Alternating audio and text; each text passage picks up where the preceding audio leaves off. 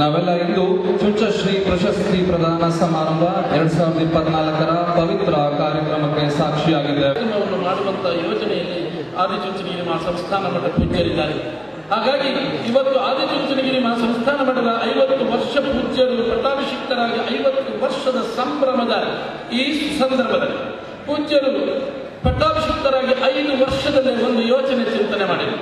ಗ್ರಾಮೀಣ ಪ್ರದೇಶಕ್ಕೆ ಹೋದಾಗ ಪೂಜ್ಯರಿಗೆ ಕಂಡಿದ್ದು ಅಲ್ಲಿಯ ಜನರ ಬಾಯಿಗೆ ಬರುವಂಥ ಜನಪದೀಯ ಹಾಡುಗಳನ್ನು ಕೇಳಿದರು. ಜನರಲ್ಲಿ ಬೇರೆ ಬೇರೆ ವಿಧದ ವೈಶಿಷ್ಟ್ಯಪೂರ್ಣವಾದ ಬೇರೆ ಬೇರೆ ಜಾನಪದದ ಕಲೆಗಳನ್ನು ನೋಡಿದರು. ಅದರಲ್ಲಿ ಈ ದೇಶ ಭಾರತೀಯ ಸಂಸ್ಕೃತಿ ಅಂತ ಹೇಳಿದ್ರೆ ನಮಗೆ ಅನಿಸುತ್ತೆ ಭಾರತ ದೇಶ ಅತ್ಯಂತ ಶ್ರೀಮಂತ ದೇಶ. ಯಾಕೆ ಭಾರತ ದೇಶ ಇಷ್ಟೊಂದು ಶ್ರೀಮಂತವಾಗಿದೆ ಅಂತ ಹೇಳಿದ್ರೆ ಇಲ್ಲಿಯ ಭಾರತೀಯ ಸಂಸ್ಕೃತಿ ಅಂತ ಹೇಳಿದ್ರೆ ಏನು? ಭಾರತೀಯ ಸಂಸ್ಕೃತಿ ಅಂತ ಹೇಳಿದ್ರೆ ಇಲ್ಲಿರುವಂತ ವಿಶೇಷವಾಗಿ ಅದನ್ನು ಕರ್ನಾಟಕದಲ್ಲಿರುವಂತ ಜಾನಪದ ಈ ಸಂಸ್ಕೃತಿ.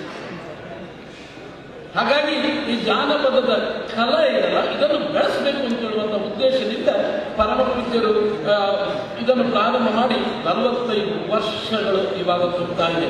45 ವರ್ಷಗಳಿಂದ ಈ ಜಾನಪದ ಸಮ್ಮೇಳನ ನಡೀತಾ ಬರ್ತಾ ಇದೆ.